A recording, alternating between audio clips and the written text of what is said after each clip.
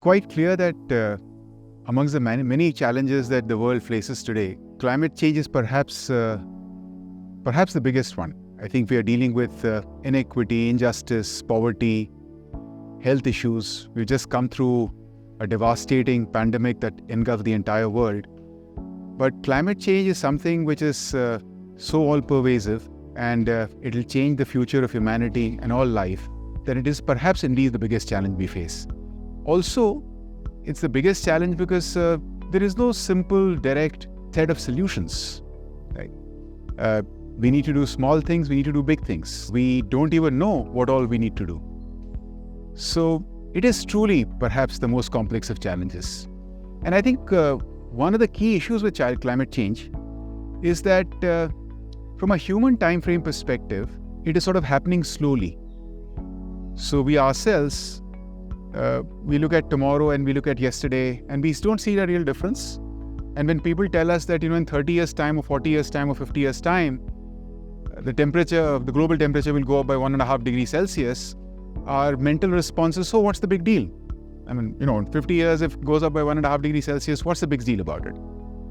These are absolutely understandable and natural reactions. I think one of the absolutely critical challenges that we have in the context within now the multifarious challenges of climate change is how can the scientific community, the community that is working and is fully aware of the issues of climate change, how can that community engage and communicate with the overall population, all the people of this world?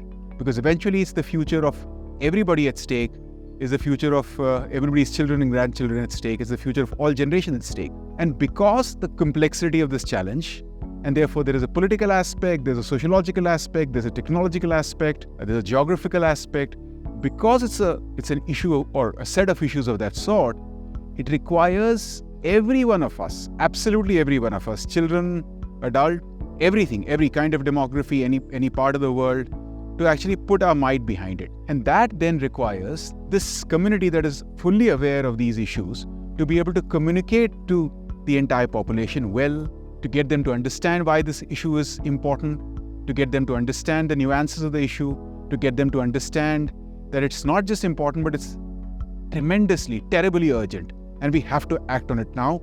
We have to get our leaders to act on it now, which is why this effort that we have taken up, which is looking at climate change and its issues from a very rigorous scientific perspective, getting the best people to work on it, getting the best people who are working on it to help us with this matter, but then trying to communicate it to everybody, children, adults, people who are working in IT or in shops, but being able to communicate and make them understand the importance and the urgency of this issue.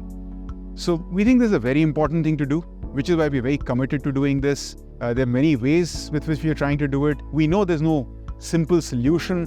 This is an extraordinary, complicated exercise in communicating science in very simple, relatable, direct manner.